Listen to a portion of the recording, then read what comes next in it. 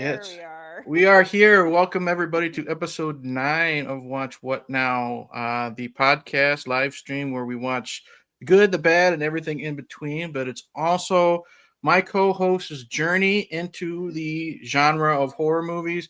And speaking of my co-host, I am Eric from Hey Internet Eric here.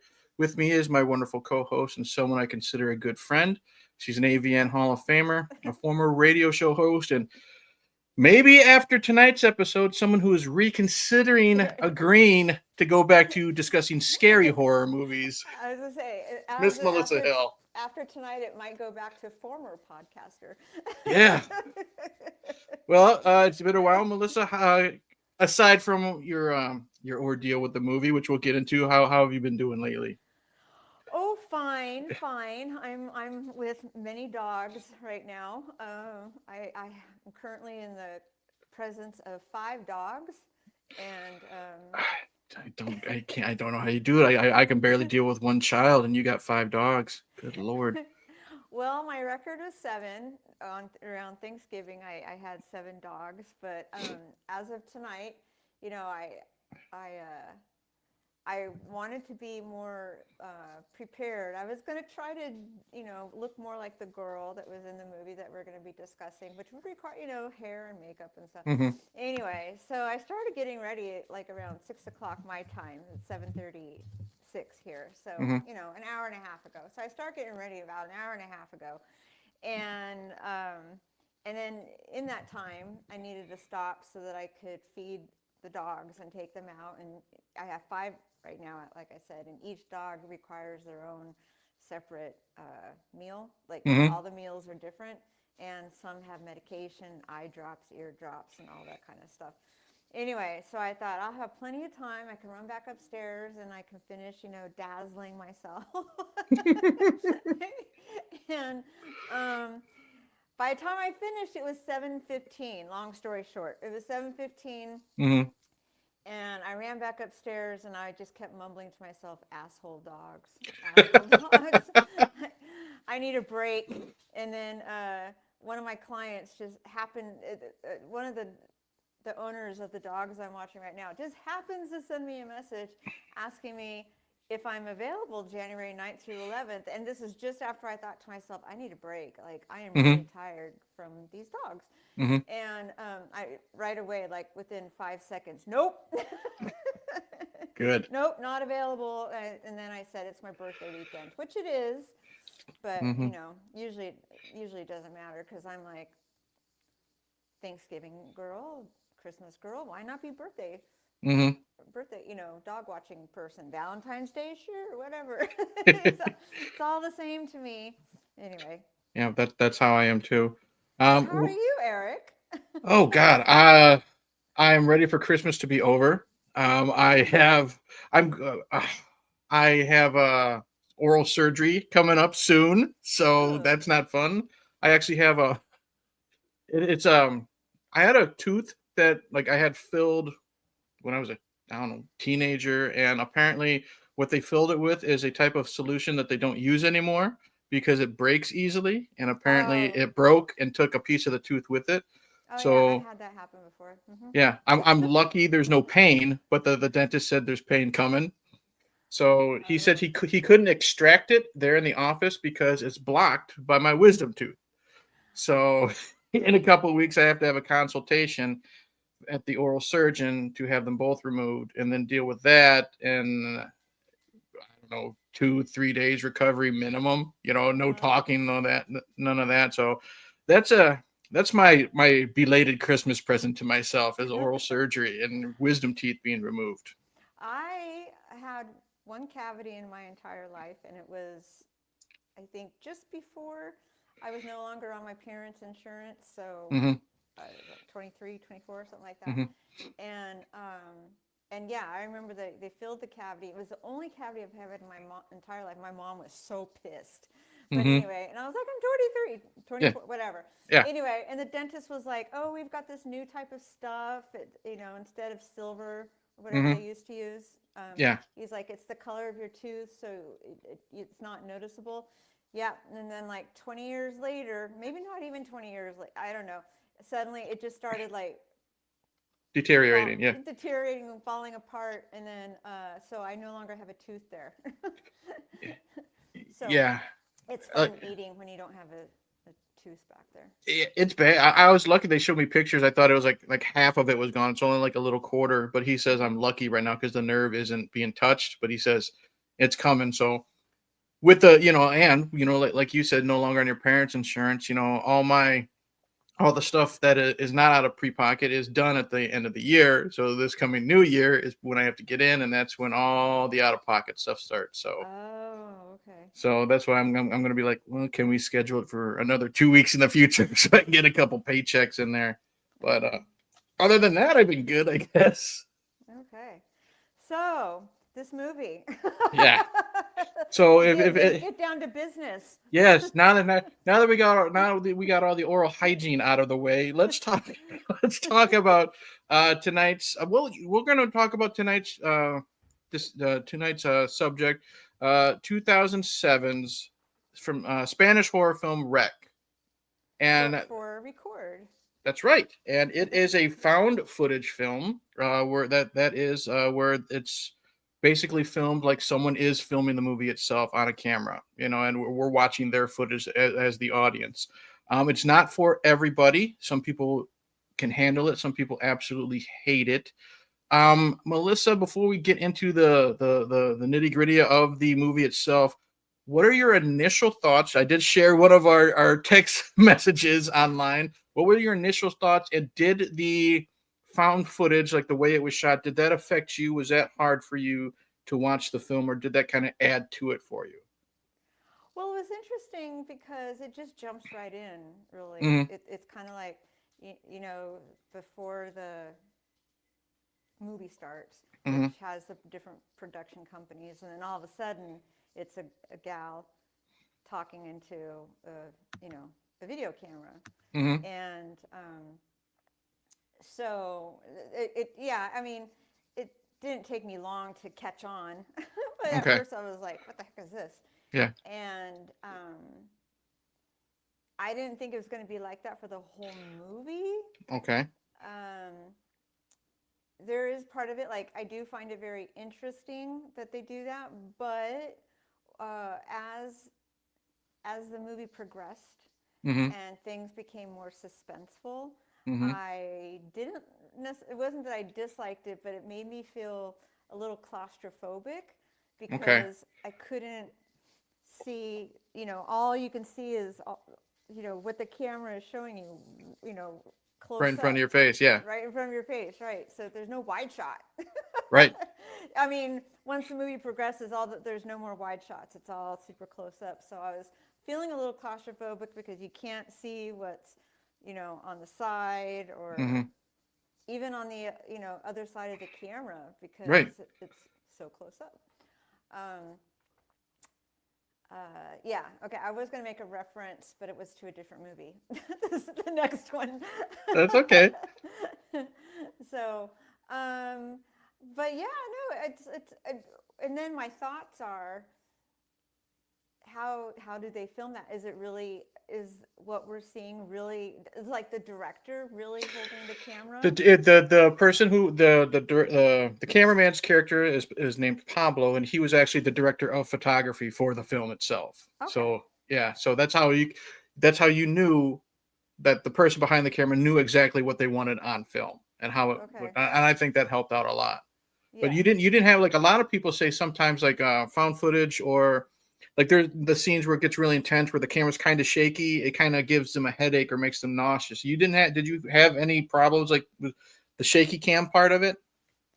No, not so much on this movie. I mean, there's other things, like sitcoms nowadays, or my friend Neil says he blames MTV for everything. That was all MTV's fault. Shaky cam footage. I don't know if he's correct in that statement, but because I feel like it wasn't MTV.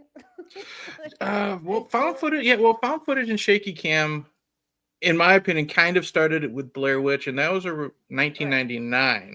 Right. Okay. And I think by 1999, I stopped giving a shit about MTV because that's when, like, Carson Daly and all that stuff were on, and I didn't really watch it that much anymore. So I Right. don't know. I think he's incorrect. I think there was like another show on TV, a drama maybe, Hmm. like a police drama that had like Well, there was that show on Fox, Cops. You know what I mean? Because you're maybe that following was it. that could be it. Oh wait, you're talking Bad Boys. Yeah, What you get that? yeah. That's the Hmm. only thing I can think of where you're following the camera. Okay. Well, we obviously watch different channels. Yeah. um, but anyway, yeah, like I guess talking about this, we call the shaky cam. Hmm. Like every sitcom nowadays is, they're talking. It's like a reality show. Yes. Okay, so yes, I guess that would be MTV's fault because they're Yeah. the one that The real they world. weren't. Yeah, the Real World or the Osbournes. I think they Yeah. had like the first reality shows. But Hmm. anyway, so what was I gonna say? I don't know. Old age. Well, you know what? We'll blame Neil for distracting you and bringing up MTV. We'll say that. Right. Yeah. Shaky cam. Oh no. Okay. Yeah. A lot of sitcoms today are done where it's like a documentary crew is Yeah. coming in and interview, following around the cast or whatever, and they look, what do you call it? Break the fourth They break the wall. fourth wall. Yeah, like Yeah.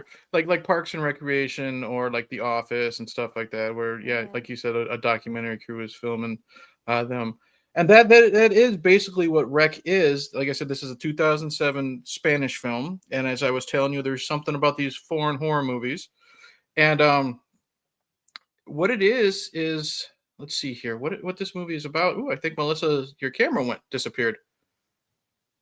I don't know if you can still hear me. Maybe she can, maybe she can't.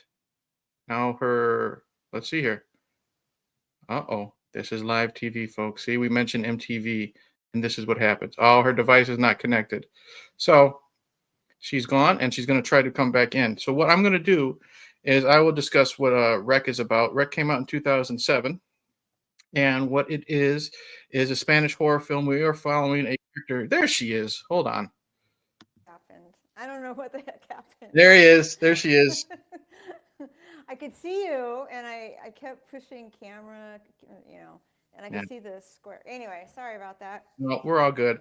Okay. What I basically was just saying that what Rec is we are following the character of Angela, who works for a very, very, very late night television show called While You Were Sleeping, and her and her cameraman Pablo are at a fire station, and what they are doing is just seeing what the fire station does late at night when there are no calls, when there are no emergencies, and they are praying that something happens.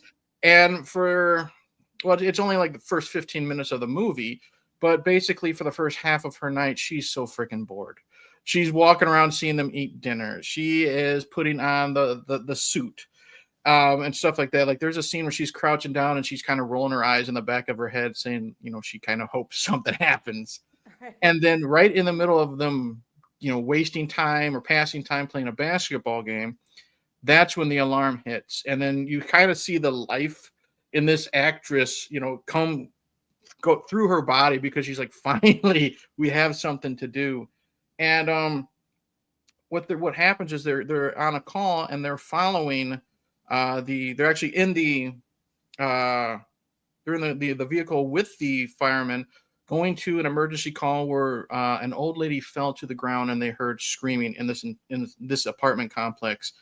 And the first thing I thought of, honestly, is I really liked this actress who played Angela. I found out she was in Spain. She was a news hostess, so I think that helped her being in front of the camera, having the microphone, and I really really liked her like from the get go. Yeah. Yeah. She was.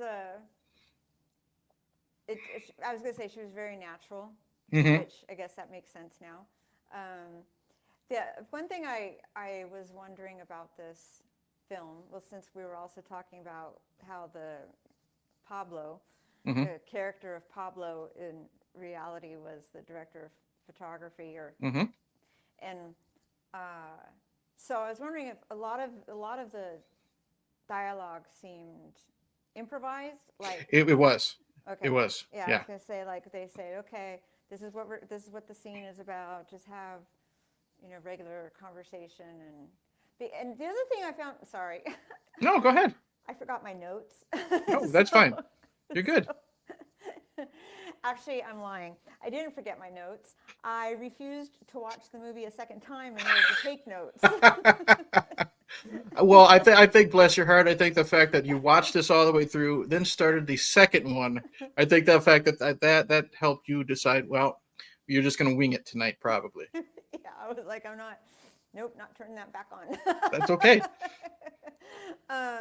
Anyway, so that's how good it was. Yeah. But yeah, so yeah, she was very natural. Mm-hmm. And I noticed, I mean, she seemed really young, and then Mm-hmm. I didn't know what year the film was made, so Yeah, was 2007. Yeah. okay, yeah. So I was like, wow, this girl seems really young. I was impressed with how big that fire station was. Like, It was huge. it It was huge. I mean, they had a basketball court on top of where the trucks are. Yeah. So Yeah, because that was kind of a fun scene where all the bell rings and all the firemen are going down the pole, and Angela and Pablo have to go down the stairs because Pablo can't take the camera down the pole and stuff like that. He can't fit it down the little hole area where they slide down. uh-huh. Anyway, so yeah, so I thought it was really interesting because I like the way that they started the film out really light. Yes. It was very lighthearted. And like all I knew was what you had said was it's about a bunch of people that get trapped in a building Mm-hmm. a virus. Yeah. So that what I found interesting, or I questioned was like, so they get to the building Mm-hmm. where, okay, you said the older lady had fallen down and she couldn't get up. Correct. And there was weird screaming. Right. So anyway, so they go into this lobby, and it's a very European style apartment building where there's like a bit of a courtyard. It seemed like they were still outside, even though there was entry doors Mm-hmm. into this courtyard. But straight ahead, there's a business, some sort Mm-hmm. of textile business. And up to the left are the stairs that go up to these houses, as they Mm-hmm. referred to them, but I guess they'd be flats. Yeah. I think they own them, Mm-hmm. so maybe, what we would call condos out here. Yeah, because one of the characters is actually the head of the housing association. So yeah, they Okay. probably own them. Yeah, they're probably Okay. condos. And just how big they were. So okay, so anyway, so they go up, and everyone's really upset. Like, Mm-hmm. I also liked how they referred to the camera crew being there. Like, why are you here? Yeah, yeah. Because even the police chief comes down, and as they're heading upstairs to go check on the older lady, he doesn't want the cameramen there. He wants them to shut it off, and he does tell them to get out, but the fire department just calms them down, and they're like, okay, but basically they said, you get in the way, it's basically your butt type of thing. So they give them that warning.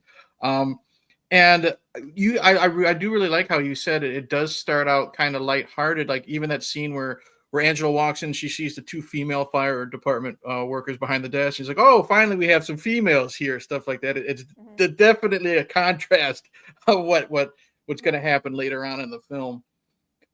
So I got where they walk everybody upstairs, and we go into this older lady's apartment or flat, and we find out her name is Conchita, and she's just standing there. Like, there's this great Izquierdo. Yeah. Conchita left, or was it Yeah. right? Okay. Camera tilt. Well, like I said, hey, that's how this is. This is our found footage episode.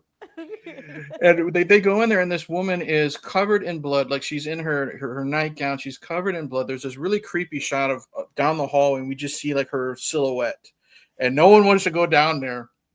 Which She's is covered. another thing that I really liked about this film was that everything was shot with down long hallways. Yes. It's like the fire department, they had like a really long hallway. Mm-hmm. So I think that gave it really interesting depth of field. And Mm-hmm. the other thing, going back to the found footage way Yeah. that they shot the film, like at the beginning, I couldn't recall a moment where there wasn't something being, them talking to the camera until they get into the building. Like it all seemed really linear, Mm-hmm. but of course it wasn't, because it was only 15 minutes in the movie. Right. So all Mm-hmm. that didn't happen in 15 minutes, but like it seemed like it, it seemed like it was very linear. Maybe it was the fire truck scene, like that whole driving scene or something, and then they get into the building, and then they encounter all the residents of the building Mm-hmm. standing in the like atrium Yeah.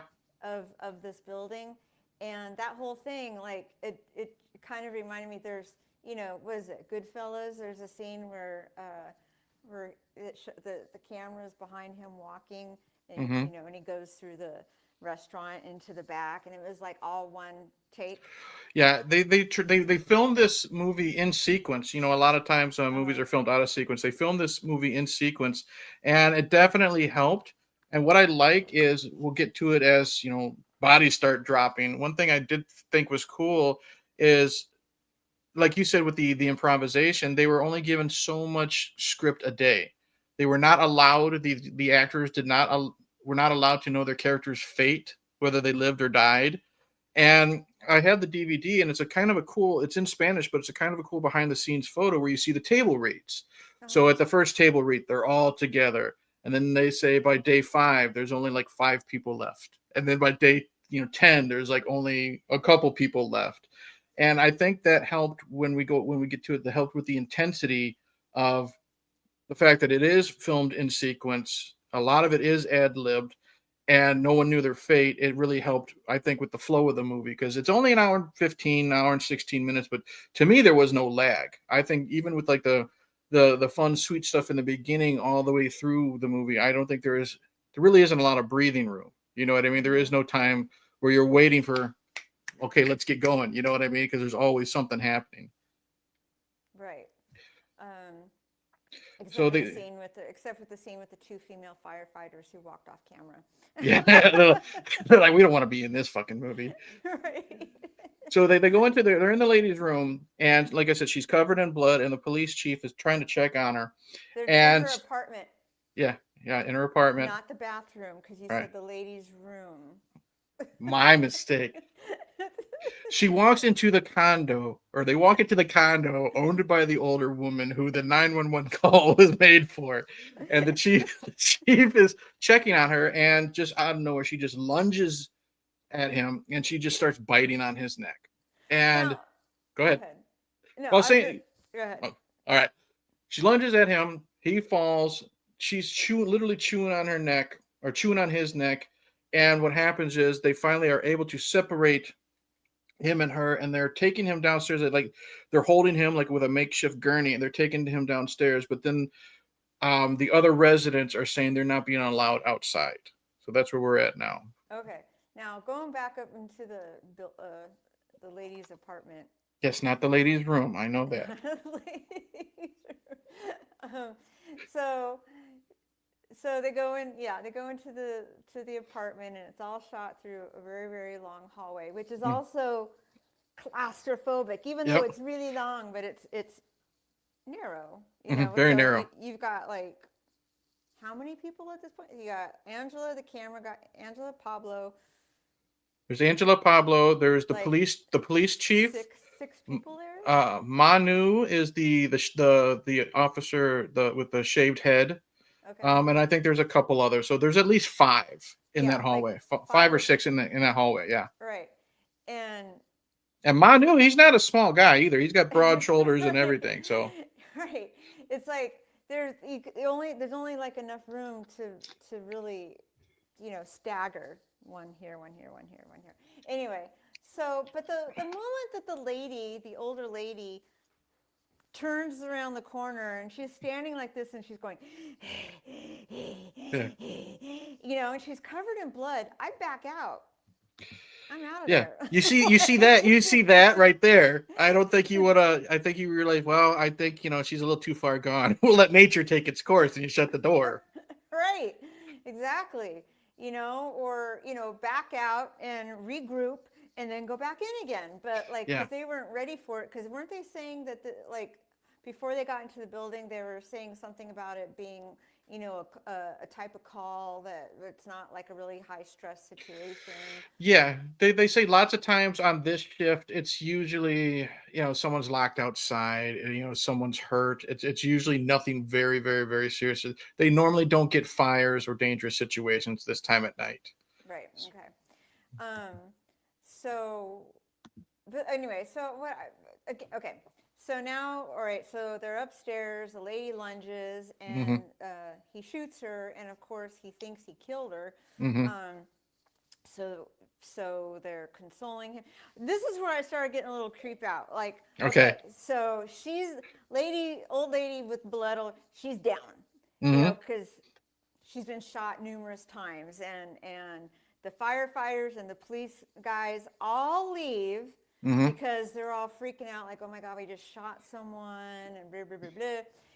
And of course they're upset because now it's on tape, Right. because the camera crew is there filming for this after hours TV show. And and the guy who shot the woman thinks he's going to lose his job now because Right. whatever, maybe the procedurally things weren't done correctly, or so on and so forth. But Angela and Pablo decide to hang out. Yeah. and so, and I'm like, the whole time I'm like doing this because I'm trying to look behind Angela's back, Uh-huh. because that the lady is down, and like, this isn't, we're watching a movie now, Hmm. and strange things are happening, and I'm waiting for the lady to like start twitching, to stand up, or something like that. But I was also like, get the fuck out of the room, Exactly. leave the Yeah. room. Why? It's because she's just standing there going, oh, oh my gosh, did you get that? Like, she's catching her breath and wiping off her sweat, and she's also got blood on her, and Hmm. somewhere along the way, her overshirt, her button-down shirt vanished. Hmm. So now she's just in a tank top with blood all over her, and there's a virus in the building, which they already told these people, Yeah. and she's still running around with with the tank top on, and I'm like, put some clothes on. Well, where's she gonna get it though? You know what I mean? She just saw one man's throat get ripped out right in front of her. I think the last thing she's worried about right now is where's her sweater. No, well, yeah, but I mean, like, when they first went into the atrium, Mm. weren't they told that there was a virus? That there might be a virus, and they don't know if it's contagious or not, but they're gonna go up and check on the older Okay. lady. Yeah.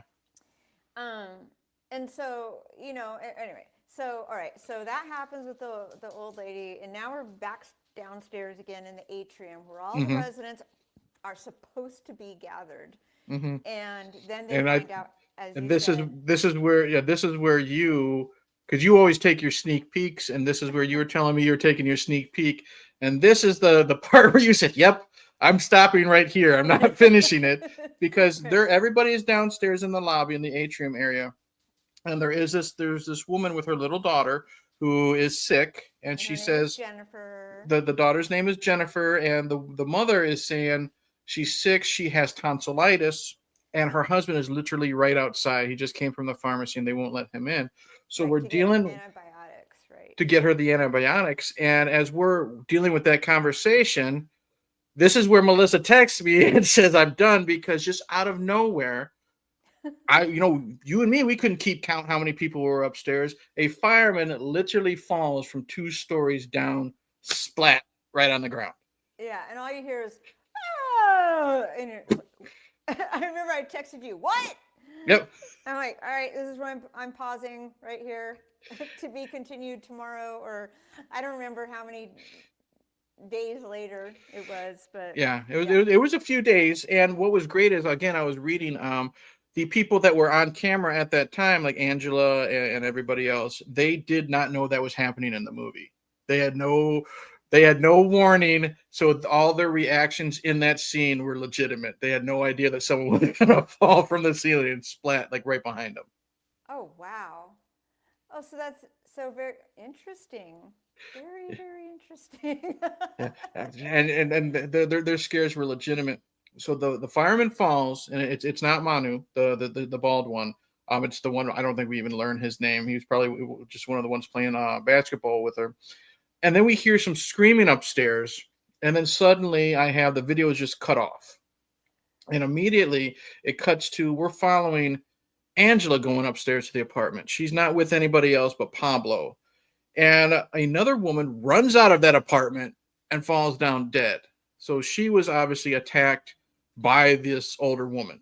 Right. And I was like, who's this chick and how come we didn't see her the first time they were in?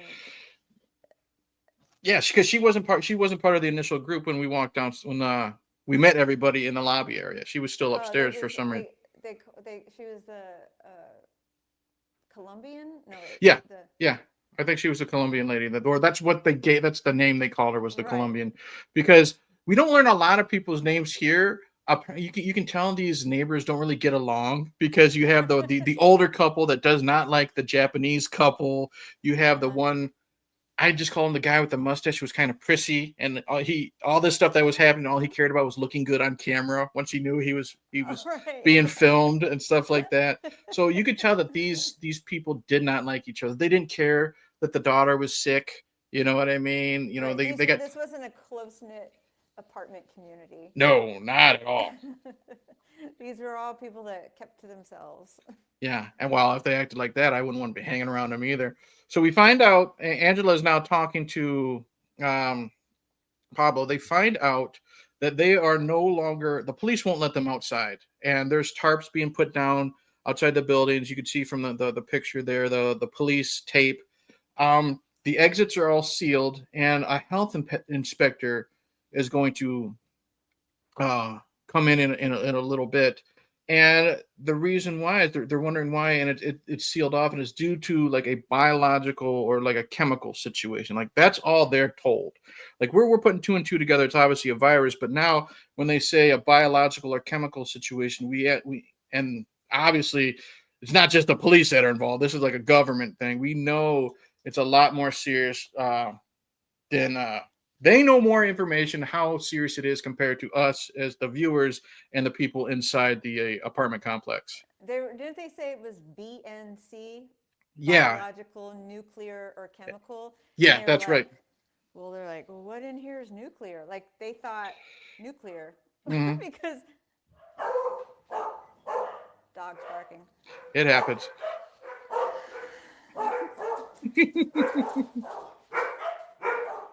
Hey, they're all of course standing at the front door, and it's pitch black outside, and I'm sitting next to the window with the blinds up. With the blinds up, they could see outside. You guys are freaking me out. Can you stop doing that, please? Hey, stop, please. You're freaking me out. Stop. Now, see, they're always they're quiet during the cheesy, non-scary movies we talk about, but when it's the intense stuff, that's when the noise happens. I know. Stop. They're all standing there, like looking out the window, barking into the darkness. It's just okay. I see. It's a car light. Okay, it's just a neighbor. This is the weirdest street. Like it has no street lights at all. And so like when someone drives by, it's like. My in-laws had a dachshund. They bark at every fucking thing in the world. So trust me, I know what it's like. Yeah, what a great street. I think it's better that I'm here instead of the cabin in the woods that I was in the last time. Yeah. But not that much better. There's this window behind me. There's a big dark window over there. There's a door right here. Mm-hmm. I think I should have just went ahead and sat where I was last night. I'm keeping an eye on this window.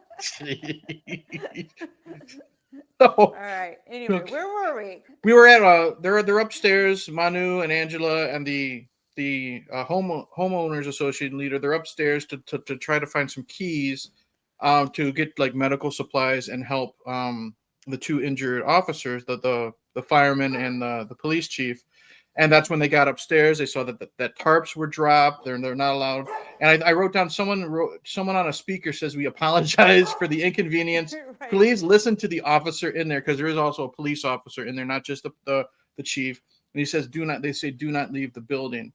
And then what we do is we find out the homeowners association, like the head of that, is also, I guess he's like a medical intern. So he's helping clean up the wounds of the firefighter and the police chief. And this is like the only, I would say, like really, really gory scene, other than the part where the chief got his throat bit, is we get to see the injuries, and we see that the fireman has basically had his cheek bitten off, Right. and stuff like that. So that's where we're at now. Right. And then, so is that where this is where they go into again, because the cameras are there. The police chief shuts the door so that the cameras can't see what's going on. So Angela and her camera guy start looking, because again, this it's like this apartment complex is just really tall. So oh no, we're not there yet. Oh, We're not at that specific part yet. This is just I don't have my notes. No, that's okay. One of us is prepared. No, I'm teasing. They're just looking through like the window area, and they just see that they're just cleaning up their faces, because now we cut to the part where Angela is interviewing everybody that lives Right. Okay. in the complex, and this is where we find out no one likes each other. The old people hate the Asian couple because, it's the usual stereotypical, the door is always open. It always smells like fish and sushi in there, and they're arguing with each other. And then you have the Japanese wife. All she can talk about is, because she's freaking out, because all she can think about talking about is the fireman falling down, from the ceiling. And then that's when they're interviewing Jennifer, and the mom keeps interrupting her, and that is when well, Angela's interviewing Jennifer, and the mom is off camera, and the mom starts answering for her. That's right. Daughter. And so Angela stops and says, "You can't talk right now," because she was trying to be really nice about it. "You can't talk right now because you're not on camera and you don't have a microphone, so we can't hear you." That's right. We're talking to her. So, yeah. It was just little things like, "Do you have a pet?" "Yeah, I have a dog. His name is Max." And he's at the vet. You want to remember that. Yeah. He's at the vet. And I thought that was a real sweet scene between Angela and Jennifer, trying to calm her down and just, reassure her that she's safe, even though, all this chaos is happening. I think it was a real sweet scene between the two actresses. It was, except for the fact that Jennifer, the little girl, her lips were starting to look exorcist. That was actually what I thought when I saw the scene, without knowing anything about anything. I was like, her lips look a little exorcist, and there's a virus going around. Why is Angela in her face talking to her? Exactly. Because she's a little girl and she's going to be innocent. Yeah. Well, and she who knows? Maybe Angela knows that she is sick. She's dealing with tonsillitis, so maybe she's not thinking about this big virus that's out there, and she's just thinking about that it's tonsillitis. I've had tonsillitis before, and I don't recall my lips ever looking exorcist like that. Yeah, I know. I had it too when I was a kid, and I wasn't the exorcist boy either. Yeah. I mean, I get chapped lips all the time, but where like the pieces of the lip are like cracked and broken. Yeah, and sticking up. Like that. Yeah, that was kind of, and she's starting to look a little green. Yeah, she was. Jennifer was starting to look a little green, and she had dark circles under her eyes. Her eyes were starting to look a little, and I was like, we already know that there's a virus going around, and because it's mentioned umpteen million times that the husband is outside the building. He can't get in because he went through the pharmacy to get antibiotics. It's only tonsillitis. It's only tonsillitis. Yeah. I don't know how many times we heard that. That's true. It's just allergies. Yeah, Anyway. yeah, she'll be fine. She'll be fine. Then Right. she looks okay. She'll survive. And then that's when we talked about, they talked to like I said, the guy with the mustache, and he was trash talking everybody, and then he didn't even realize he was saying all those mean things on camera because he's like, "Are we filming yet?" Yeah. Well, why didn't you tell me? My forehead is all sweaty. You could take me from this side. This is my better side. This really, even though the older couple were kind of more mean than anybody, I think he was the resident I disliked the most. You know what I mean? Just because of his, Yeah. holier than thou, better than you attitude that he gave in that one out of two scenes of dialogue that he really has in this movie. Yeah, I mean, because he was nice to everyone's face, but had shit to talk about them with a smile on his face. Yeah. Yeah, he was the not nice one. The older couple, you know what you're getting when you're talking to them. Oh yeah, absolutely. They seemed nice and innocent, but then yeah, no, they were not. No. I'm So sorry, I can't understand you. yeah, exactly.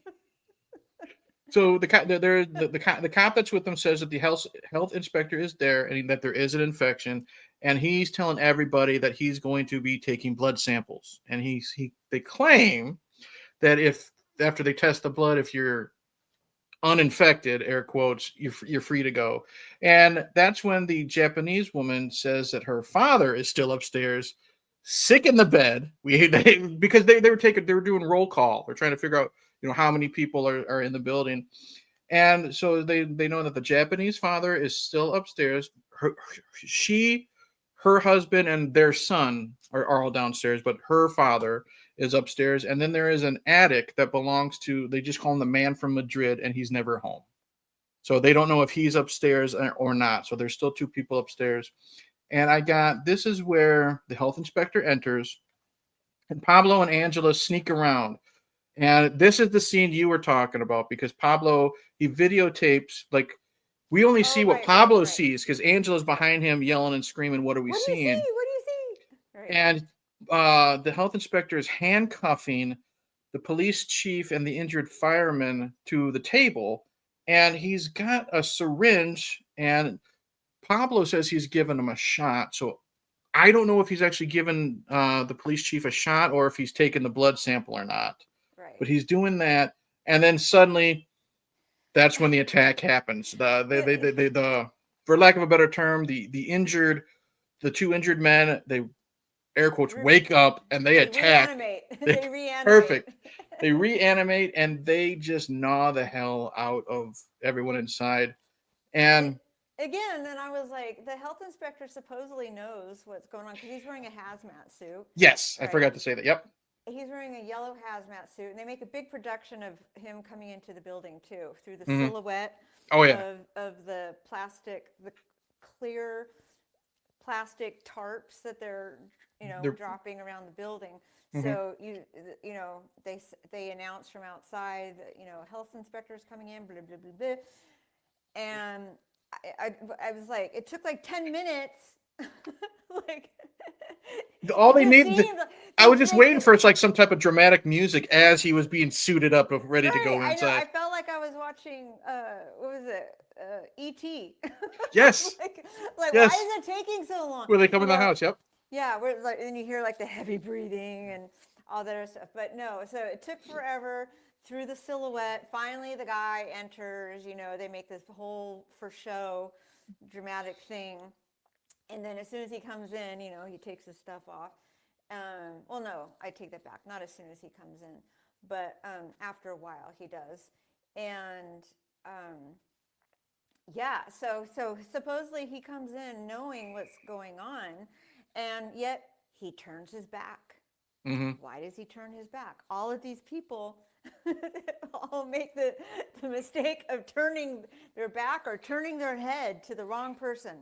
That's how he and the thing is, I'll let it kind of slide maybe a little bit with the people that are from the complex and maybe the police chief, but this health inspector, he knows the situation, whether he admits it or not. He knows the situation. Don't turn your back on this on these two victims, because after they're attacked, he gets out and he shuts the door and he locks the housing association guy in there. and we see his silhouette, behind like the glass part of the door.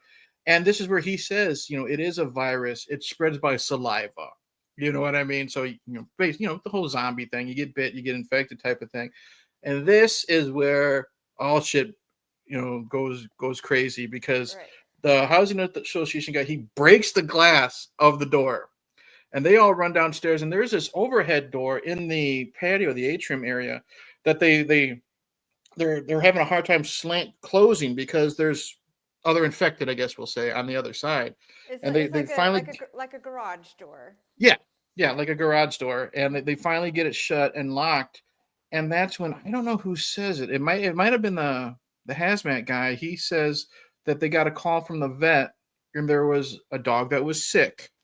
Oh, yeah. Okay. Well, first off, we forgot to mention that at this point in the movie, the whole goal is for everyone inside the building. They're trying to find a way out. Correct. And every way that they go, each location that they attempt that they think is like an unknown, oh, here's a room that nobody knows about, or we can go through this tunnel nobody knows about. Each time they get to the end of the place that nobody knows about, they're on the other side. They're met with, bullhorns and helicopters and bright lights telling them to stay away, stop approaching the windows, or else they'll have to take drastic measures. Anyway, so we should mention at this point, that's what the whole goal is, that they're trying to find a way out because of the original 2 injured guys, which was the firefighter and the police officer. They're trying to get those guys out so they could get medical treatment. Well, now those 2 guys have reanimated. Yep. and so, no, we don't care about getting those guys out anymore. We just need to figure out a way to lock them in so that we can get out. Yep. Yeah. All right. So, so the health inspector guy now is like half undressed out of his hazmat suit. Oh, the know-it-all, the character that you said you didn't like, he said that there is another way. He seems to know all these other ways through an office. Like there's an office that nobody uses or something like that. So they go into this office, and that's when the health inspector dude says, I've been bit. You need to lock me in.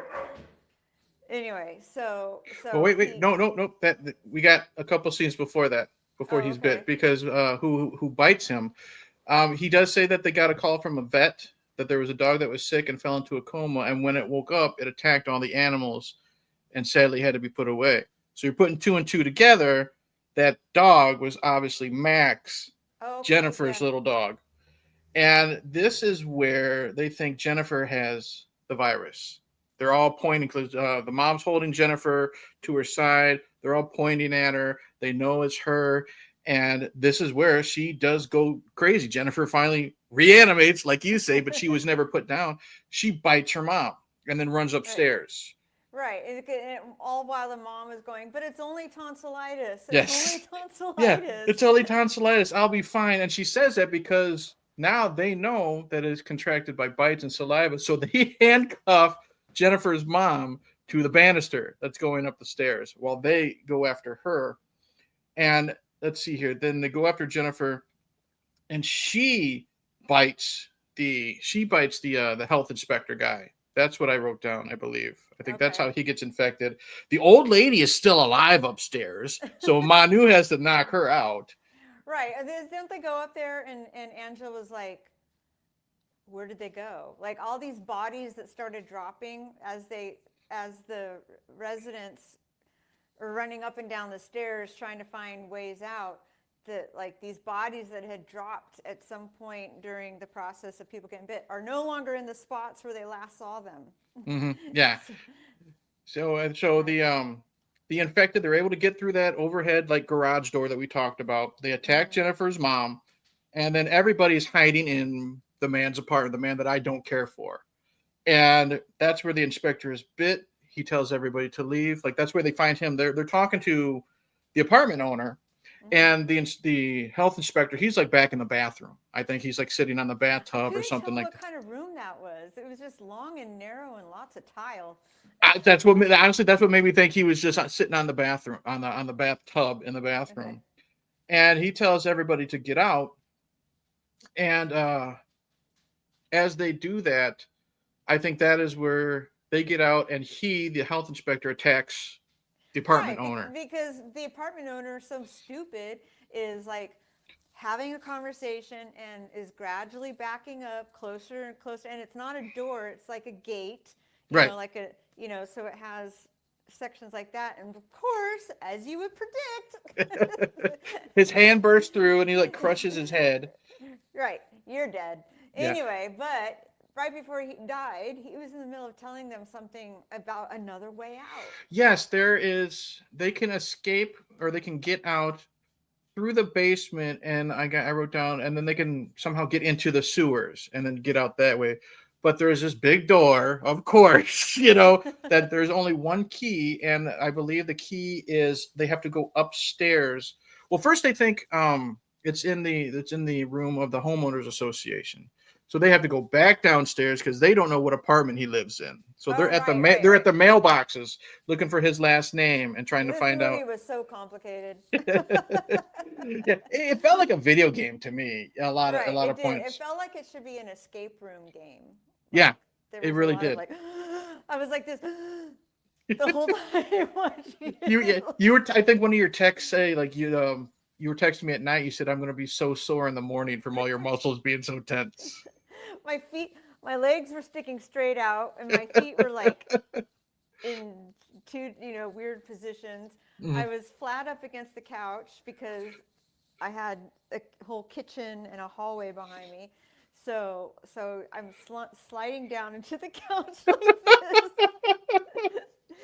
and my face is like that, and my legs are straight out. Yeah, and then later I got to my butt clenched up.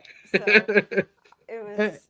And that's I think that's one good thing, in my opinion, with it being such a short movie. Like I said, only an hour and 15. So much happens in that, especially in like that third act, like you said, how intense it was. So they have to go back downstairs. They look at the mailboxes. They find out where the person lived. They see this really awesome but creepy shot of Jennifer's mom, just all infected, just still handcuffed to the banister, and they know she's been bitten. And let's see here, what do I have? Oh yeah, she's sitting there. Like, they come down the stairs and she's sitting there like she's dead. Mm-hmm. And then the two people are checking the mailboxes. One mm-hmm. starts from the right, the other one starts from the left. They find the mailbox, the mailbox that gives the apartment number for the unit that they're looking for that Correct. Possibly has these keys. And when they turn back around, guess who's standing there waiting for them? Yep. Jennifer's mom. That's right. And she just looks evil and hungry. And I wish I could have found an image to put on, because it was a really good shot.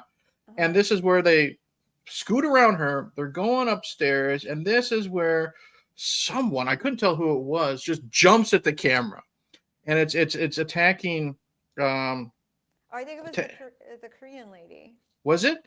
Okay, it could have been, yeah, because then we're Manu and Pablo. They had to basically tag team and strangle her, because we just see her. I think that was the Colombian girl, because she was wearing, because of the time of day that this is being filmed. It's mm-hmm. While you're sleeping, mm-hmm. so. Which is the name of the show that they're filming. Mm-hmm. So a lot of people are just, like the women are just wearing night shirts and mm-hmm. underwear. Mm-hmm. So you get a lot of underwear shots in this movie. Yeah. I was like, if I see one more white undie crotch shot, like, really, I think was there like 3? There was 2, but you know what? I'll still say this. It's still, as much as we saw that, at least it served a purpose. It wasn't as gratuitous as right. what we all got in like Chopping Mall last time. Right. Right. Yeah. So, but but they didn't show the men in their underwear. No. It's a different time. all, all the men in this movie were fully clothed. They all had their pants well, on. the men that might have had nice bodies were covered in were either dressed as police officers or firemen. The only other people we had was the mustached guy, the Japanese husband, or the old man. Right. So But the old guy had a robe on. that's true. Anyway, I'm just saying, like all the ladies that they were in like a t-shirt and underwear, and all the men in their sleeping attire were wearing robes. And what's going on over there? Ugh, Panda's growling over there. Stop it. Anyway, so all right, you guys, knock it off. Stop it. They see another car outside, probably. No, there's one of the dogs I'm watching is blind and deaf and has dementia, so he just kind of like wanders and bumps into things. And you know what they say, animals don't really like the infirmed animals. So yeah, they get. His name is Marley. Poor little Marley. They get kind of annoyed with him. Annoyed with him. Yeah. And Teddy, my dog Teddy, he's blind, and right. Marley's also blind, but Marley's also deaf. So Teddy's always just trying to figure out what is this little thing that's walking around in here, bumping into everything. Anyway, so that's what's happening over there. Love it. I think you're right. I think it is the Colombian lady who was strangled, because then we get. I wrote down that's when the Japanese woman attacks them. And that's when Manu has to basically bash her head in with a sledgehammer that he finds. Oh, God. Yeah, that's right. The sledgehammer. And I think that's where Manu tells them all just to leave him. I don't think we know that he's bit yet. I don't think he says that he's bit, but he's busy taking care of her while he tells Pablo and Angela to go into the guy's office and apartment and look for the keys. Okay, so they eventually find the keys and dumping over dresser drawers and stuff like that. Yeah. Yeah. And mind you, these apartments are not small apartments. No, they are huge. They're all really long apartments with many doors off to the that have all these different rooms. So it's like, and they're full of furniture. Yeah, we make it seem like they're very small apartments because the hallways are so damn narrow. But these, when they're actually in the rooms and offices and stuff like that, they're huge. They're like master bedrooms. I think how big they are. Right, which again takes me to like these would make a great escape rooms because there was so much like props. Just tablets of paper and newspaper cuttings and I mean it was nuts. Anyway, okay. Well, what's interesting is I told you this was a Spanish horror film. I don't know where exactly it was filmed, but one thing I did also see is that there were no sets made for this movie. Like that was an actual complex that they were filming in. So that building with those narrow hallways, but those huge buildings does exist. Barcelona, Spain is where it was filmed. Okay. Yeah, I knew I recognized it. I've actually been to Barcelona. Have you? Okay. And funny thing is, I was in Barcelona in 2004, and that movie was filmed 2007. Right. Yeah. So that's how I was like, that all looks so familiar to me. But anyway, that's a whole nother story. But yeah, so all right, so they get the keys, and so now they have the keys because they're trying to get into a basement. Yes, they want to go to the basement. Yep. So as they're working their way down, they encounter they open the door as they have the keys, and then they look down the staircase, and that's when Manu looks right up at them, and he's got blood coming out of his mouth. Oh, and yeah, then so he's already done. He's reanimated, as we like to say, and then he's staring at them, and then we see It's just really cool looking spiral staircase, from Yeah. looking down, and we see him running up the staircase along with everybody else that has been reanimated but hasn't been killed for some reason. So that forces them to go to, like, they call it the attic where the guy from Madrid lives. No, the penthouse. Oh, the penthouse. Excuse me. Right. Yeah, the penthouse, because Yeah. he's got an attic above his area, the penthouse area, Right. I believe. Yeah. Yes, the attic was right. So, and this isn't a small ring of keys. This is like a No, ring this of is keys that like a has janitor's keys. You know what I mean? That you always see that has like a dozen keys on them, like a giant key ring. right, Yeah. and they're not labeled. No. So this is where I was like, oh my god, the hair on the back of my neck was standing up, because of course all you see is Angela. She's dropped the big ring of keys, and they're like skeleton keys, the all different shaped keys. And somehow miracle happens. She finds the correct key. They open, and just to get away from the reanimated, The infected, whatever you want to the call them. infected that are all like The bad guys. Yeah. The monsters. Yeah. They're all running up the stairs at them, and they're running pretty fast too. Yeah. These Yeah. aren't like Well, they're hungry. zombies. They're hungry. Yeah, well, that was the one thing I noticed. I was like, these aren't your typical zombies, because they're lifting things, they're opening stuff. What made me think is they're not really zombies, is they don't really die. They just become infected. Because Jennifer, remember, she just sprung into action and when she bit her mom. So I don't think you have to actually die to become one of them. I think you just have to wait for that virus to take effect. So that could be why they're able to run that fast. There was like two different, because there was ones that were clearly dead. Oh yeah. I mean, there definitely had to be. They got shot multiple times, unless they got shot in the head. Right.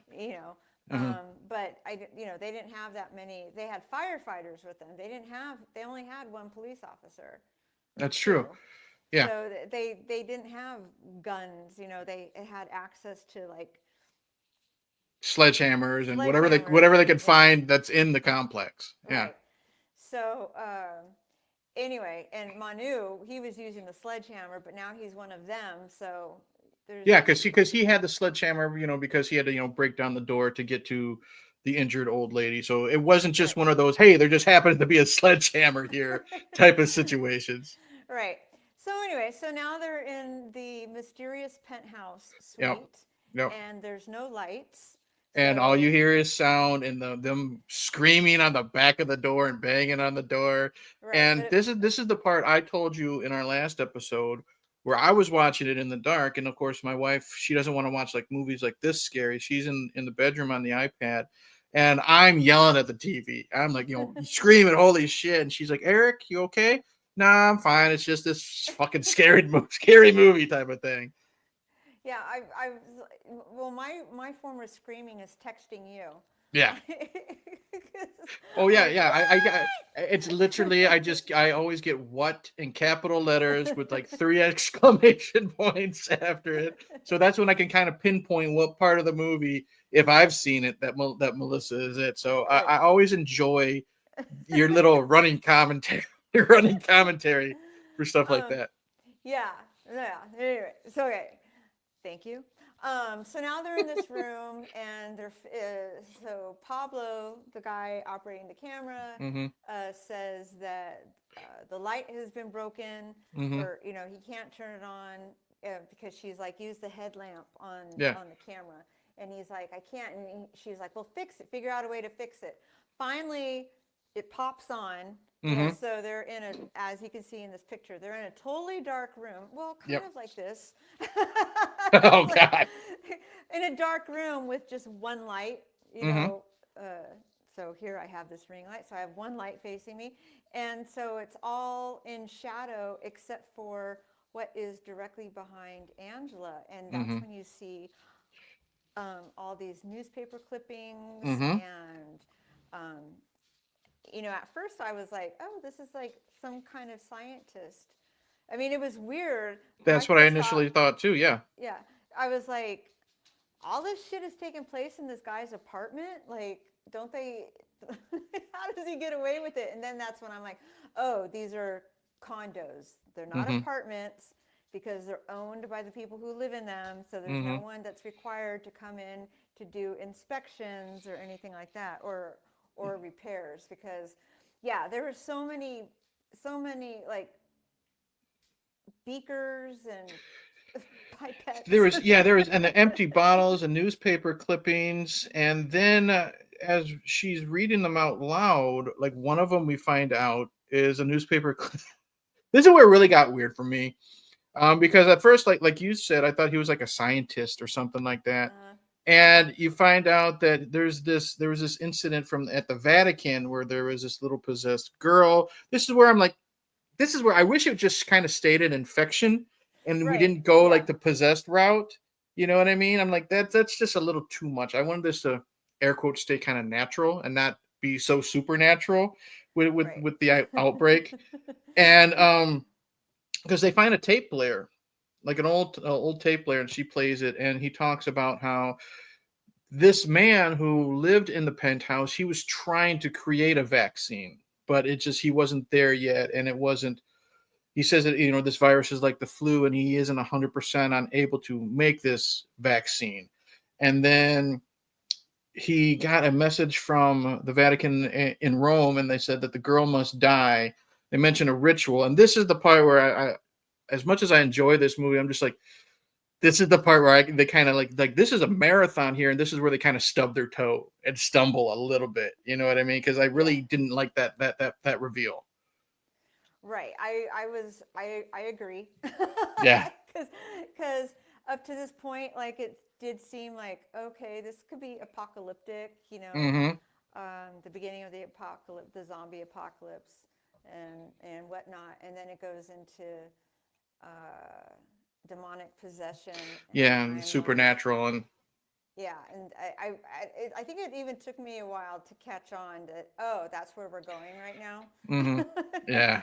Like I thought, I thought that they were like, oh, they're looking at these people and they're thinking that she's possessed, but no, she's just a zombie. Like Yeah. that's what I was thinking, but I didn't think that they were really gonna like, oh no, we're staying on the path of possession. Yeah. and yeah, so that got, and then talking again about the size of these apartments, I was like, how big is this dude's apartment? So the mystery tenant, Mm-hmm. has, so there's the apartment, and then there's an attic, and then there's like the HVAC system. Yeah. I have no idea. It was like, And you're talking about the attic. This is the part that also got me yelling at the TV the first time I saw him, because Angelo and Pablo, they're walking in the back room, and just the door to the attic just falls. It just boom, the door falls on them, falls to the ground, and of course they're thinking that might be a way out. So what right. happens? This is the part that had me yelling "Holy shit!" again. Is when Pablo sticks his head up there, and he's just looking around back and forth, With and the it's just camera. with the camera. It's just the attic, with whatever stuff he stores up there, and then there is this little boy who's infected, and I think it's the Japanese couple's son, because we haven't seen him yet. You know what I mean? They had the Oh, Japanese couple. The Japanese couple had a little boy. Remember? Okay. And I think that was him. You see him, and he swipes at the camera, and Pablo falls. And that's the only thing I can explain, because we haven't seen him. He wasn't bitten or killed on screen. He wasn't killed as an infected person. So that's what other creepy kid are we going to have in the movie? I swear that was him. So that scared the shit out of me. Pablo falls down. And then And now you don't ever see the little boy again. no, we don't, because Right. we think he might still. I think he's still in the attic, because what happens is Pablo falls, and now we are in pure darkness because the spotlight is broken For real. for real. Okay. And so the rest of the movie, there's maybe 5 minutes left, if that, because like I said, this movie is really quick. It's really condensed, and the rest of the movie is in like night vision. The green night vision, And and he's telling Angela to be quiet, yeah. and Yeah, because he can see, and she's freaking out because he touches her to calm her, and she thinks she's being attacked. So he's got to calm her down, type of thing. Right, but it's interesting because he has to tell her to be quiet because the reanimated people respond to sound Mm-hmm. and light, Mm-hmm. and so but he has to actually make a sound in order to tell her to be quiet. So what do you think happens? That's when we see off in the distance. We don't just see an infected person that lives there. We see just a silhouette of something that has to be 7 feet tall It looked down like it this was narrow it looked down like it this was narrow hallway. melted. Yeah. Yeah. And I'm just gonna call it a creature. We don't know what it is. I don't know. I don't remember. I've only seen the sequels Uh-huh. once. I don't know if this is the possessed girl or not, but it is. Oh, jeez. It gets in the room, and I was lucky you. I was able to find a picture of this one. It's obviously female because it's got breasts and it's in. There you go, Melissa. It's in women's Women's underwear again, underwear. number 4, and they're soiled and stained, and it's just this nasty looking creature looking for the two of them because I think Pablo he knocks over a jar or something, so it knows it's in the room and it's sneaking around, and then it lunges at the camera, and Pablo is attacked. And this is the part where we really get the shaky cam because we don't see what happens to him, and We the just see camera it. just Yeah. falls on the ground. Right. It's dropped, and this is where what do I have? This is where Angela gets behind the camera so she can see with the night vision herself, and I don't know how. I think Pablo is beaten to death with something. I don't know if it's a pipe or something like that. He's beaten to death, and then she sees it. I think it's eating him. I'm not entirely sure, but Okay. it's hard to see like this finale. I believe it's eating, and then she gets attacked, and then basically what happens? She drops the camera, and the final thing we see is her talking to the camera, and she's praying, and then she just gets dragged away, And that's the and end of the movie. and that's when I get the text from Melissa. What the hell? It's over. It's just over. So It just ends. it just ends like that. Yeah. I was like, not a single survivor. Well, then who found the footage? Well, But then you have to well, watch part 2. yeah, and you did, and you had to, you made it what, maybe 20 minutes in, and you Oh, said you had to stop. I was like, nope, nope, Nope. nope. Now let's just say if you're not home alone at night, or anything like that, would you consider watching the sequels in a more friendly, well lit environment, or are you pretty much a one and done with the Rec franchise? Well, interestingly enough, I while I was watching this, a friend of mine from Venezuela, Mm-hmm. texted me and asked me, "What are you doing?" And I said, "I'm watching this movie called Wreck. It's a Spanish language film. I think it was shot in Spain." And he's like, "Oh my God, I watched that movie in the theater 20 years ago." He said, "What did he say? Like he he sent me the emojis like with all the Yeah, face, the like scary faces. Yep. five of them, and yeah, and so so he was kind of impressed that I was watching it, but he was like, like, what are you doing watching that alone? Oh my God. Mm-hmm. So, maybe, yeah, I would watch it with someone who's already seen it, Okay. I think, Yeah, because because, like you, as you saw, it takes place the same night right after. I don't know how far you got into it, but we do meet the husband, who's got the tonsillitis, right, the antibiotics. antibiotics, yeah. Yeah, and Um, it goes from there a little bit. Yeah. I got to where there was these teenagers that were farting around with the camera Yeah. because they were like, the building is closed. In part 2, even though the building had been sealed off, people from outside now are getting in somehow. Hmm. Anyway, Yeah. so Like I said, it's been a while since I've seen the sequels. I've only seen them once. I think my favorites would be this original one, and then the third one, which takes place a little bit before It's a little bit of a prequel to this one here, the original, and then it Mm-hmm. takes place like during it, but it's in a totally different area. It takes place at a wedding, and only like the first 30 minutes is found footage. The rest is is filmed like a regular movie. So Okay. they do that little homage to this movie with the found footage, and then they go the regular film route. Well, the thing that would put me in a definite no way am I going to Mm-hmm. watch that is because I don't like watching kids crab walking on the ceiling. Gotcha.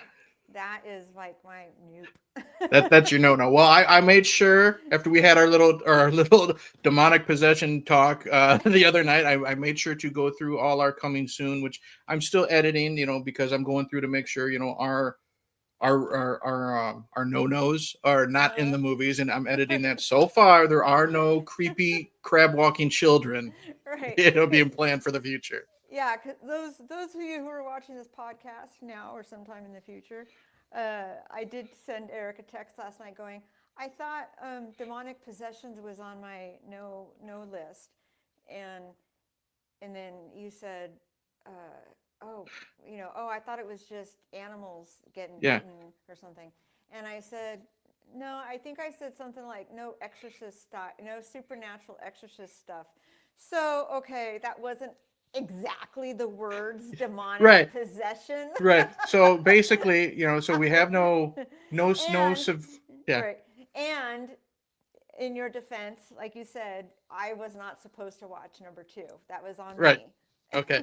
But yeah, we do have a no animal clause unless, I texted you about this one and I sent you that website and you said Uh-huh. it was just a mention about the dog at the vet and that was you and it was literally just 3 lines and there is Right. no dog on screen in this movie. And then you did say you're not watching The Exorcist. So those are no-nos and well people will just have to deal with it. But other than that, we're we're we're seeing what is and isn't Melissa is and isn't ready for when it comes to baby stepping into the horror genre. Yeah, baby steps meaning little children walking upside down on ceilings Yeah, or doing the crab walk. as we're crab walking through this horror genre with Melissa and I. So Melissa, here we go. Oh boy. Favorite scene and rating of the movie that you would personally give. My favorite scene. Oh gosh. You know what? Let's see. What was my dear. My oh gosh, there were so many. I guess my favorite would be because it was a horror film and It you doesn't it weren't doesn't have to have horror elements in it. It could be any scene that you really liked, you know. um well, I'm gonna go stick with what I was gonna. So was when she dropped the keys and they're trying to get into the penthouse. Like, Okay. yeah, going with horrifying. That worked. That really Yep. worked.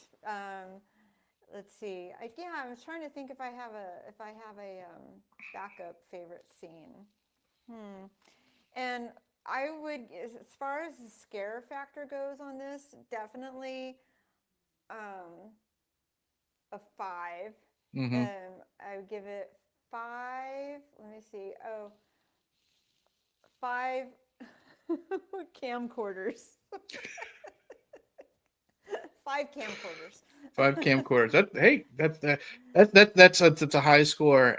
Me, I think my favorite scene is honestly when they're in the penthouse, and it's pretty much the finale when they're in the penthouse. The little boy takes a swipe at the camera, scares the shit out of me, Yeah. and then we see the giant freak in the background, getting ready to lunge at them. The Um, melted, I got the melted lady. Like, it was just the melted weird. lady. it looked like it was the body of a, like a early teen girl, but Mhm. like really stretched out. Yeah, like remember Stretch Armstrong when we were growing up? Yeah. Like they grabbed her and just kind of Yeah. stretched her. Yeah. So I'm gonna go with that for my favorite scene, and I'm gonna be like you. I'm gonna give it 5 chewed off faces out of 5. I think this is even though I didn't like the reveal of the reasoning that it was a possession instead of just a virus, I will let that slide because I think the rest of the movie is so good. Yes. I don't think it should be knocked for just one simple small thing. You know what I mean? I thought the intensity was good. I really liked Angela as the lead. I liked her a lot. Yeah. She was really good. Her performance wasn't overly gory for the sake of being gory. And like you said, it being a found footage film, it does help with that claustrophobia and the scariness. Like you don't know you can only see what Pablo sees. You don't know what's going on behind him or to the left or to the right. Right, exactly. There was the behind him part that was getting to me a lot. I'm just even talking about it. I'm like, I could feel it right in between my shoulder blades. Ooh. Yeah, but you know what? That's what is tingling right now. That's what makes a good horror movie. And I'll say this, there's something about foreign horror on this show. Since we give scores, the only two movies that have gotten perfect scores from you and I have been this one from Spain and Train to Busan from Korea. So far, America needs to up their game, if you ask me. Right. Oh, by the way, the person from Venezuela who asked me, he's the person that I watched The Substance with. He was the one. Okay. He was the one who was like, hey, there's this new movie out with Demi Moore where she plays, an aging actress in Hollywood who takes something to turn young again or something. I'm like, okay. Yeah, why not? So it's his fault that this whole it's his fault that you and I got together to discuss how scared you get every couple weeks. Yes. In each just even talk like my lower back right now. Like you're starting to tense up. So we'll speak about happier times. Barb from Fear the Talking Heads has showed up. Your bestie, the one who due to her 5-star review, she made it so we could watch and discuss Valley Girl early. Oh, sorry, so late. Yeah, we missed you. Yeah, that's okay. That's okay. That's okay. That's what the replay is for, Barb. Well, Sunday, people had to go to church. Yes. Well, yeah, especially after the reveal, the movie at the end. Right, exactly. Thank you. We love that. I got it from Just Fab. Yeah. So this was a really fun episode. And then next episode, Melissa, is episode 10 for us. Did you really think we would get to 10 episodes? After what you've seen the previous 9, were you looking forward to continuing this podcast in between the Substance and being scared with Train to Busan and Wreck, and then kind of digging through the crap with Winnie the Pooh and a little bit of Troll 2? You think we'd be making it to 10 episodes? Are you happy we made it this far? You know what? I guess maybe you're right. I mean, when we first started, before we started, I was like, 10 episodes, sure. But then, each time it's like, oh God, our next podcast is coming up, which means I gotta watch the fucking movie. Why did I sign up? Maybe I could, so yesterday I was like, well, that's why we also have to cleanse the palate. Are we gonna make it to 10? Yep. That's why we cleanse the palate every time. We have a couple wrecks and then we throw in a Valley Girl to cleanse the palate and give you a little bit of breathing room. You know what I mean? Yeah. Well, my favorite friend Neil, he did want us to do Spinal Tap, and now I feel like we have to. We will be doing when he is available. We will even if we announce episode 10 is happening, and I'll go ahead and say what episode 10 is. We had a little poll on YouTube, and with Melissa's journey through horror movies, I put up 4 classics that are pretty much a requirement for anyone who is getting into the horror genre to see. I put up Friday the 13th, Texas Chainsaw Massacre, A Nightmare on Elm Street, and of course, the horror community decided for episode 10, we are watching the original Halloween, 1978, from John Carpenter. that is happening. My wisdom tooth situation notwithstanding, we will discuss when that happens and everything. I already made the thumbnail and everything that I sent to you through a text. And when Neil is available, let's just say we episode 11 we say is Dracula, for lack of a better term, it's Dracula. If Neil is available and wants to do Spinal Tap for 11, we're gonna pull an audible and we will do that based on his availability. But Well, I mean, after going to real world situations right yeah, now, after what happened last week mm-hmm, with Rob Reiner, mm-hmm. I'm like, ah, should we still do Spinal Tap or should we wait? That's why I think. Well, that we were gonna plan on maybe doing it for episode 11, anyways. But I Yeah. think since this is a bi-weekly, I think enough time will pass, and Okay. this isn't gonna be like a Troll 2 situation where we're gonna be picking at it or something like that. It actually is a very good movie, in my opinion, and I think it'll be a nice way to honor Rob and watch This Is Spinal Tap. So that is on the horizon for anyone listening, Okay. based on you and Neil's availability to get him on. And I'm just, God bless the man. I'm glad he is willing to return after suffering through the room with us. Yeah, sometimes I think he doesn't remember what the whole point of this podcast is. Yeah. Like, oh, there was someone who commented on one of our Instagram posts. He was like, that movie's terrible. Why would you watch it? And I go, the name of the Yeah. podcast is Watch What Now? That's Yeah. the whole idea. Yeah. What did we just watch? You know Why what I did mean? you just watch that? Yeah. Exactly. So, watch Oh, this. yeah, he was talking about Shopping Mall. Oh, that's the perfect reason, perfect nomination or episode for this show. So, Right. with that, Melissa is still here after watching Rec. I'm happy that you powered through it. You were able to get some sleep, last Oh, night. yeah. Okay, so this is how I was able to sleep last night. Yeah, because I was wondering, because you were telling me you were afraid you weren't going to be able to sleep. Yeah, I was so afraid I was not going to be able to sleep. Well, first off, I'll just say, I just made my bed right there on the couch. Like Mm-hmm. I didn't even bother going upstairs and having the dark room or whatever. Yeah, because your Instagram post when you're on the couch that you filmed for tonight's episode, was that taken right after you watched the movie? The one where you said you're sitting on the couch with your two guard dogs next to you. I think that was like maybe right after you watched the Yeah, movie. Yeah. it was right after, and I think it was right after I had seen part two.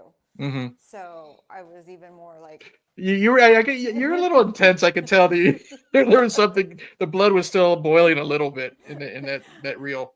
I wanted to take a picture. Like I did that video right then and there because I really wanted to see what I looked, because I should have just taken a picture of what I really was positioned like. But that was really what I was like. Oh my God, the most unflattering. But Oh, you're fine. But the way I was able to get to sleep last night, so after I was like, nope, I'm done. Just like that scary movie called Nope. I totally get that. Like, Yeah. nope. Nope. Anyway, so as soon as I turned off Tubi, NBC was on and Saturday Night Live came on, and it was kind of funny. That you needed that little release, didn't you? Right. There was a skit. Now, so Ariana Grande was the hostess. Okay. And there was this skit where she plays Kevin from Home From Alone. Macaulay Culkin. Yes, I've seen little clips of that. Oh my God.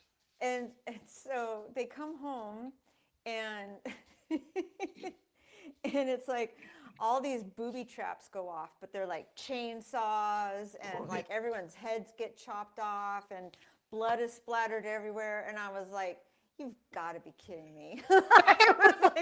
I literally just finished watching that type of thing happen. I got a little bit of a reprieve because the skits they were doing were pretty funny.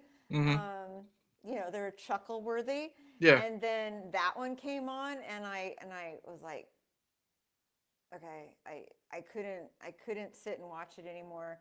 And so I just kind of rolled off, and I remember falling asleep, and Cher was singing. Cher was using autotune. Yeah, And of I was course. like, I fell asleep contemplating, why would they have Cher come on as the music guest if Ariana Grande was the host? I'm not an Ariana Grande fan per Not se, really. but Not really. she does have I don't like her music. I'm not a Hmm. wicked blah, blah, Yeah. but she does kind of have a sweet little voice, and she's right up there with Mariah Carey, I think now, Is she? with all the training that she's received Hmm. for Broadway, her octaves, like her range is, anyway. So I thought it was really unfair. Now here we are reviewing. I thought it was really unfair that they brought Cher on as the Yeah. musical guest using auto tune. Yeah. That's just kind of a waste. It's kind of a Yeah, waste. it was Cher, sad. So. I don't know what Cher sounds like now, but just thinking of her using auto tune, it's kind of sad and depressing if you ask me. Yeah, You know. yeah. And then, but she had these, cute little male dancers dancing around her. And Of course. I was watching their faces. And so, I don't know, that's how I was able to fall asleep. Hey, at least you got to see something like the male dancers instead of the last thing you had to see before going to sleep. Was Oh, this. thank you. But that brings me back to the question of why does every demonic possession have women in saggy old underwear? I don't know. Maybe it's just The a men fast. were running around wearing flannel pants, for God's sakes. I Like don't know. the Japanese grandfather, he had a scarf wrapped around his neck. Like he had pants on, he had a little smoking jacket on, and a sweater. And then the old white guy that Yeah. was, down in the lobby, he was wearing a robe. His wife was wearing. I was surprised okay, going back to the movie. Oh, please do. I was surprised because they left that old couple standing in the atrium for such a long time, and then there was a period where the husband wasn't in the background. I Hmm. can't remember why, and it was just the wife was standing there, and she was kind of like, Yeah. Moving standing back like and this, forth. Yeah. and I was like, uh-oh. And then the thing is, Here now comes old lady part 2. now that I remember it, they just kind of disappeared, and I had forgotten all about them. So I don't know if they were just eaten off screen. I don't know what Well, happened to them. after a while, they were all with night vision cameras, so That's true. they all became a blur. I mean, there was, yeah, that's true. Like, yeah, where'd You they just kind of go? forget about them, and that's why I said I forgot that the Japanese couple had a little boy, and he's got to be the little fucker that was in the attic. You know what I mean? Swiping at the camera. See, and I totally forgot that we never saw him. Well, Yeah, because they had to bring everybody down. Why didn't they? Okay, you here we see go. him in one Now, scene. You see him in one scene when Angela is interviewing the Japanese wife. The husband is in the background making something. You have the older lady next to him, and you have the son sitting on the table. He's doing something to right. help his dad. Okay, okay. And did they send him upstairs to get his grandfather? Is that what happened? I don't know, but I think Let's just the say whole yes. sure. That's exactly what happened. You send the little kid upstairs while there's a virus outbreak and crazy people eating each other to go fetch his sick grandfather. That's what happened. Thank you. Yes, that's. See, Well, ladies and gentlemen, because that's what you get. That's what you get here on Watch What Now. We go from discussing movies to Ariana Grande to wondering where the hell the little kid went. You get that all together here on Watch What Now. You don't know what. right. That's part of what in the watch what now. That's right. As in, what the hell happened, and Right. that's a lot of the theme here on this show. Okay. Well, I think we've gone longer than the actual film. We have, my God. So with that, I will say I am glad you survived the film, Melissa. I'm glad you have been going through this journey with me for at least 9 episodes. It's been fun for me. Thank you to everybody that does watch us. Shout out to Barb. She is the one who gave us a 5-star review on Apple Podcasts, and because of her, we picked her choice of Valley Girl. We moved it up the line, and you as well can do that if you give us a 5-star review and a description, not just a 5-star review, a description on why you enjoy the show. take a snapshot of it, send it to the Instagram page. I will direct you to the folder of what we have, air quotes, planned. Content notwithstanding, I have to make sure it is Melissa approved, animal wise and stuff like that. And we will, aside from the next episode and the Spinal Tap dedication to Rob Reiner, we will push your, because of the 5-star review, your request up to the front of the line. So you guys can do that. Follow us on social media. And anything else to say, Melissa, before we get out of here? Adopt, don't shop. Yes. Rescue a shelter animal, because every life you save saves 2 more. Exactly. Or yeah, okay. She's trying to do math in her head, but yes. Something like that. Yeah. But anyway, all right. So yeah, with that, let me show you what's happening behind me right now. Uh-oh. You can see. Oops. Can you see? I see. Dogs. No. They're all asleep on the couch. Oh. They got tired up from all the barking at the cars earlier. Yeah, so I got one dog asleep underneath the Christmas tree, 2 asleep on the couch, and another one next to the front door. I'm missing one. I don't know where she's at. Well, after watching Wreck, I don't know if you want to sneak around the house to find out where she is. That was the thing. So last night, while I'm watching the movie, the one dog kept running upstairs. Yes, you told me you got a text from me that you heard noise upstairs from the dog, and you did not need to be hearing that during the movie. Yeah, because there's a gate that usually is at the end of the staircase to keep the mainly to keep the little blind and deaf one from traversing the stairs because he'll fall down. Mm-hmm. Anyway, so but his sister Lucy must have squeezed through, the little space between the wall or whatever. Anyway, yeah, so she's running upstairs, and I'm like, what the hell is that? Because had you gotten to the part with the little boy in the attic when you heard the dog upstairs yet? Do you remember? Do you remember what part of the movie you were at when you heard that dog running up and down, running back and forth? I remember that was taking place at the same time. Yeah. Because no thanks. They were like, you could hear the kid in the attic, like, I was hearing her, and I was like, Lucy, get that out. Because up to that point, it didn't matter, Right. Because she didn't scream. Because going back to the movie. Hey, go for it.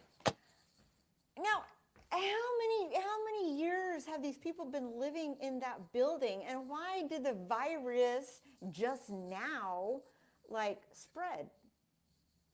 I don't know. And I don't know if that's explained in part 2 or not. Because those experiments or whatever was going on in that penthouse looked like they had been there for a while. Yeah. And we don't know. And I don't remember if we see the owner of the penthouse in the second film. Because remember, they did drop the line that, that's just, it's owned by a guy from Madrid, but he's never here. So who knows? Right. Okay. Anyway, I have a lot of questions. Well, we already racked our brain. About when the little boy went upstairs. We'll be here all night if we try to figure out. That. Because Jennifer's mom did mention, she kept saying, I knew something was going to happen. I knew something, because that's right. The building was always making strange noises. Mm-hmm. She knew something was happening up there. So was it the guy from Madrid doing his experiments, or was it just, the melted woman or the melted lady, as you call her, just walking back and forth looking for something to eat? I don't know. Yeah, crazy. Anyway, all right. So with that, thank you to everyone who watched and joined the chat. Barb and Anthony were here. Thank you to anyone who's listening to this. We already told you, follow the social medias, the whole thing with the 5-star review. And we will see you, time not, decided yet because of my oral surgery, but hopefully in a couple weeks, we will see you for episode 10, where we discuss. First. Oh, God. for John Carpenter's Halloween, and then we are probably going to push for episode 11 for, if Neil is available, This is Spinal Tap, to have some fun on the show, something not as scary, something nice and relaxing and fun for Miss Melissa Hill there, so she could have a little reprieve. And just know this is Spinal Tap was something that was already kind of planned before Yes. the tragedies of Yes, it was honestly, it was, lack of a better term, it was bad timing, but we had planned on doing this, I think, a couple weeks before it happened. So we are not capitalizing on the tragedy. This was planned, but I think it would be a good way to kind of remember, because I am a big Rob Reiner fan, film wise. I think it would be a good way to, it's something Neil requested long before it happened. It was one of his movies he wanted to come back on the show with, and he does add a lot to the show. Right. I Honestly, think I forgot that Rob Reiner even directed that. so did I. So did I. But it's a great film. So the next 2 episodes are tentatively planned. We hope to see you there. I am Eric. That is I'm Melissa. And always check your attics for crazy kids and stretchy women. Good night, everybody. Don't enter a room without the light on. Yes, and make sure there's less than a dozen keys on your key ring. And that they're labeled. Yes. Good night, everybody.